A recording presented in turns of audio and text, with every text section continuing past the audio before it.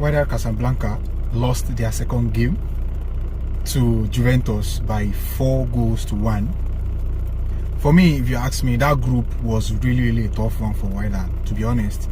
It was a very tough one for them. And their first game they lost to Manchester City. The second one they lost as well to Juventus.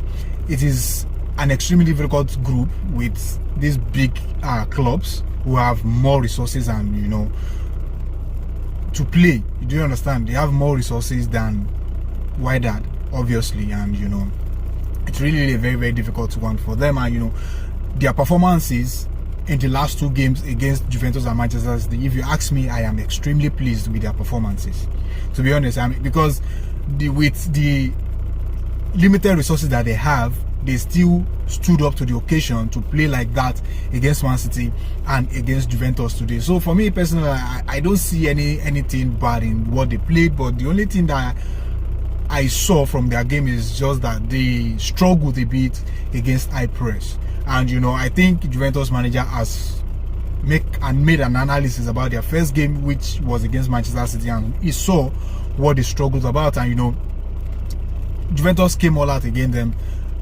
and they put them under an immense pressure. They cracked. Do you understand? They cracked, and eventually they also got a consolation goal. Udis was instrumental into Juventus win. He got 2 goals, and the third goal, which was counted as an own goal, he was also the one that took the shot, and he was heavily involved in 3 goals before Vlahovic scored from the penalty spot in the closing stage of the game.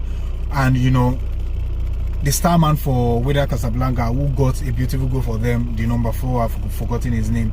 The guy, he was instrumental in their first game as well against Manchester City. So for me personally, I think it was really an outstanding game for them, and it was a good experience for them to experience football from another perspective. Understand? Because what they have been playing is African football, and coming out onto the world stage and performed like that.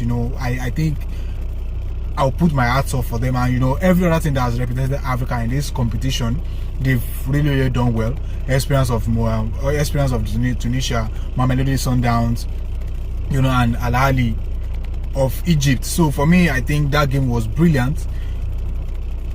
If you watch the game quite well, that they have what it takes to compete. But the group that they found themselves was really a difficult one.